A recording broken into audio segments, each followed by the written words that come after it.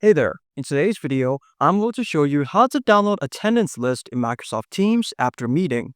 Let's begin.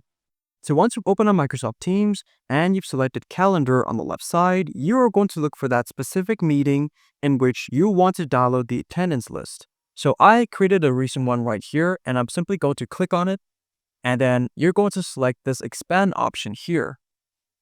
Afterwards, it's going to have the attendance list ready for you.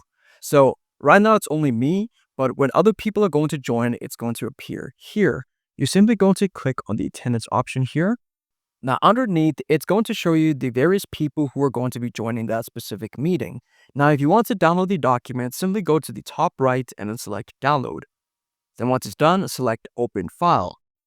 And here it's going to give you a lot of details about the meeting, such as the start time, end time, average at what time, and the name, then the other name of the participant, so it's only me, or when other people are going to join, it's going to appear here.